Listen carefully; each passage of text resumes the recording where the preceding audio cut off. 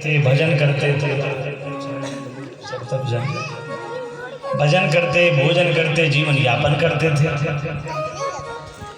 एक दिन क्या हुआ, और राजा ने जैसे देखा, बोले महाराज एक काम करो, आप हमारे यहाँ चलो और चल करके भोजन प्रसाद आदि वहीं होगा, वही भजन करना।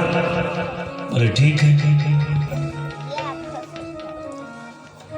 अब ये संत जी चले गए और जाकर के वहीं रहने लगे,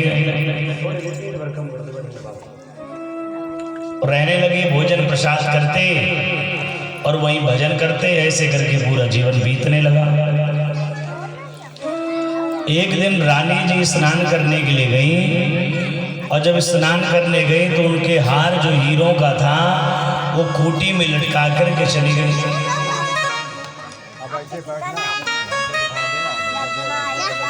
बोल राधे भाई, सभी को हम दिखे, बोलो जय श्री राम।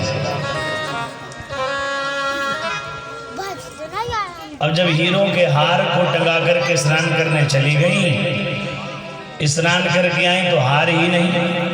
अब रानी ढूंढने लगी पूरे महल में, हार यहाँ था, कहाँ गया कहाँ गया। बाद में बाबा जी को ढूंढने लगी, बाबा जी कहाँ गए, बोले बाबा जी का पता नहीं। अरे राम राम, हो ना हो, बाबा जी ले गए हार। अब हार छोड़ के बाबा जी को ढूंढने लगे। थोड़ी देर में बाबा जी आ रहे थे और ला करके बोले राजा, क्या इसी हार को ढूंढ रहे हो, क्या ये हार है? क्या इसी हार को ढूंढ रहे हो, ये हार रखा है? अरे महाराज ये बड़ी विचित्र बात है, एक तो लेके क्यों चले गए, और लेकर के गए तो बिना बुलाए, बिना लोगों से मिले लौट कर कैसे आ गए? संत जी ने कहा कि मुझे कभी भोजन मिलता था, कभी नहीं मिलता था, वो बड़ा अच्छा था। आपके यहाँ मैं रहने लगा, काजू बादाम खाने लगा। देख राजा, आप लोगों को कष्ट देकर के धन लाते हो, इसीलिए आपके धन में दोष है। और जैसे मैंने भोजन किया तो मेरी बुद्धि में भी दोष आ गया, जो केवल राम नाम के हीरे मोती को लूटने वाली बुद्धि थी, आज तुम्हारे इस हीरे मोती पर, हार पर दृष्टि चली गई।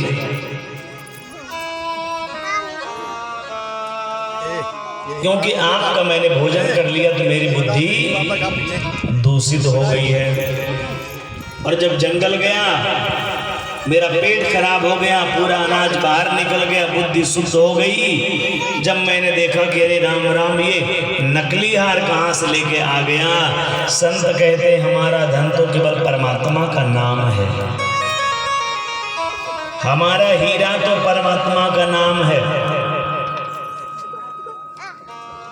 इसलिए तुम्हारे लिए डुप्लीकेट हीरों का हार लेके आ गया। बोले महाराज, हम भ्रमण करते थे, कभी भोजन मिलता था, कभी नहीं मिलता था, वो अच्छा था। आपका भोजन दूषित करने पर हमारी बुद्धि दूषित हो गई है, इसलिए जैसे खाओगे अन्न वैसा होगा मन। भीष्म पितामह बाबा ने भी कहा कि आप दुर्योधन के यहाँ का मैंने भोजन किया, मेरी बुद्धि दूषित हो गई, इसलिए वहाँ जब पाप हो रहा था उसे रोक नहीं पाया मैं। लेकिन अब मेरे शरीर से खून की एक एक बूंद निकल गई है और मेरा जो शरीर है वो शुद्ध हो गया है, इसलिए ज्ञान दे रहा हूँ, इसलिए मैं ज्ञान दे रहा हूं। और जब ज्ञान की बातें कही, बाबा ने बहुत ज्ञान दिया। और जब ज्ञान देते हैं उसके बाद में भगवान ने कहा बाबा कुछ और कहना है? बोले नहीं गोविंद, मैं ये जानना चाहता हूं कि जब मुझे इच्छा मृत्यु का वरदान मिला कि जितने समय मैं चाहूंगा मर जाऊंगा, तो मुझे कष्ट क्यों मिला, मैं मरा क्यों नहीं, ये जानना चाहता हूं। बस इतनी सी बात है। तब इन्होंने बताया आप जा रहे थे और जब जाने लगे थे तो क्या हुआ था एक सर्प मिल गया। आपने सर्प को बाण के नोक से उठाकर फेंक दिया कि ये सर्प को कोई मार ना पाए, अलग हो जाए। लेकिन महाराज आपको पता है क्या वो सर्प कहाँ गया? उस सर्प के शरीर में कांटे चुभ गए थे, पूरे शरीर में, और धीरे धीरे करके 6 दिन में मरा था सांप। और एक कितने साल हो गए? बोले 100 वर्ष हो गए। 101 वर्ष हो गया महाराज ये पाप किए हुए। और जब शरीर में कांटे चुभ गए थे, लोहे कांटे चुभ गए थे, 6 दिन में सांप मरा। और 6 दिन का ब्याज बढ़ते बढ़ते बढ़ते आज 6 महीना बढ़ गया। वो ब्याज 6 महीने बढ़ गया है। इसलिए आज आपके शरीर में लोहे के कांटे चुभोए गए, बाढ़ लगा, और जाकर 6 महीने आपने कष्ट भोगा, अब मरोगे। कभी कभी हम प्रश्न किया करते हैं कि हम इतना भगवान का भजन करते हैं, कष्ट हमको ही क्यों होता है? जो भजन नहीं करता वो बढ़िया धनाट बना हुआ है, बड़ा आदमी बना है, और हम भजन करने वाले को कुछ नहीं। सुखदेव जी ने परीक्षित जी से कहा था, परीक्षित जी भगवान के पास कौन जाता है? जब जीव के जो पाप हैं वो जल के राख हो जाएंगे, जब ही हम प्रभु के धाम जाएंगे। निर्मल मन जन सो मोहि पावा, मोहि कपट छल छिद्र भावा। भगवान के धाम हम जब जाएंगे, जब शरीर में पाप नहीं रहेंगे, कोई दोष नहीं होगा। यदि हम जब तक न यहाँ भुगतान करो तो दामन साफ नहीं होगा। यदि हमको कष्ट मिल रहे हैं तो आप ये जानिए कि जो हमने पाप किए हैं वो पाप धुल रहे हैं। यदि कष्ट मिल रहे हैं, बोलो राधे राधे, तो हमारे जो पाप हैं वो धुल रहे हैं। क्योंकि जब तक पाप नहीं धुलेंगे तो प्रभु के धाम जाएंगे कैसे?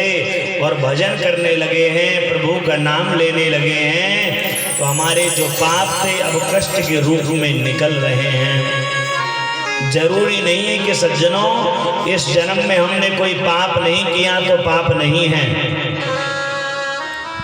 भीष्म पितामह जी को 101 जन्म पहले का फल मिल रहा है। और जैसे भगवान ने कहा तो बाबा ने कहा, गोविंद मैं आपकी प्रार्थना करूंगा, एक मेरे पास बिटिया है, आप उसके साथ शादी कर लीजिए, बड़ी कृपा होगी। अब पांडव सोचे कि बाबा तो ब्रह्मचारी हैं, इनके पास बिटिया कहां से आ गई? क्या नाम महाराज बिटिया का? इति मति रूप कल्पिता वितृष्णा, भगवती शाश्वत पुंगवे विभूमि। ये पुष्प दाग्रा छंदों में भीष्म पितामह जी ने विनती किया है। इति मति रूप कल्पिता वितृष्णा, भगवती शाश्वत पुंगवे विभूमि। ससुखमुपगते क्वचिद् विहर्तुं, प्रकृतिमुपेयुष यद् भव प्रवाह। इति मति, बेटी का नाम क्या है? मति। मति मतलब बुद्धि। हे महाराज, जो मेरी बुद्धि है वही मेरी बेटी है, आप इसके साथ विवाह कर लीजिए। भगवान ने कहा, बाबा विवाह करने के पहले सगाई होती है, होली पड़ती है, तिलक चढ़ता है, बाद में बारात आती, आप तो डायरेक्ट विदा की बात कर दी। बोले सब हो गया है। कब हो गया? बोले जब आपने प्रतिज्ञा की थी जब कौरवों और पांडवों के दो पक्ष के नेता आए और दोनों ने आपसे सहयोग मांगा था, तो आपने क्या कहा था? भगवान ने जानते हो क्या बोला? दुर्योधन और अर्जुन जब आए तो भगवान ने कहा मैं प्रतिज्ञा करता हूं, करी प्रतिज्ञा कृष्ण ने, शस्त्र गहूं ना हाथ, शस्त्रहीन में पार्थ का दूंगा रण में साथ। अरे भैया, मैं प्रतिज्ञा करता हूं कि अस्त्र शस्त्र पूरी महाभारत के युद्ध में मैं नहीं उठाऊंगा, शस्त्रहीन रहूंगा, केवल शास्त्र उठाऊंगा। शास्त्र मतलब ग्रंथ, शस्त्र मतलब यह हथियार। लेकिन भीष्म पितामह जी ने प्रतिज्ञा कर ली थी कि करी प्रतिज्ञा भीष्म ने,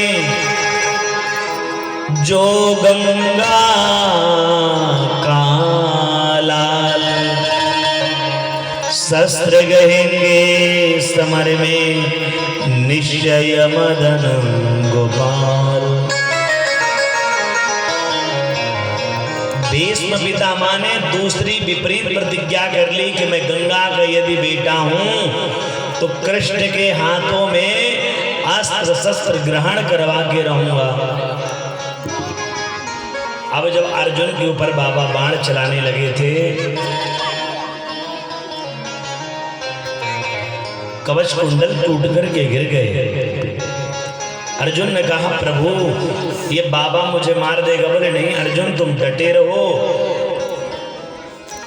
कवच कुंडल गिर गए, बाजू बंद गिर गए, मुकुट गिर गया। बोले गोविंद ये बाबा लगता मार देगा। जब हाथ से धनुष बाण छूट गए अर्जुन के, ऐसे बाण चलाए बाबा, तो ये जान गए। बोले गोविंद बस अंतिम दर्शन कर लूं। भगवान ने देखा समय विपरीत है, भगवान तुरंत कूद जाते हैं और रथ से नीचे कूदने पर जब रथ का पहिया देखे तो उठा लिए, उठा के दौड़ने लगे मारने के लिए। चलद गुहु, ये पृथ्वी कंपयमान होने लगी। चलद गुहु जब चलने लगे पृथ्वी कांपने लगी। हे हरि, यदि परमात्मा अपनी प्रतिज्ञा से वंचित हो जाए तो पृथ्वी का तो विनाश ही होगा।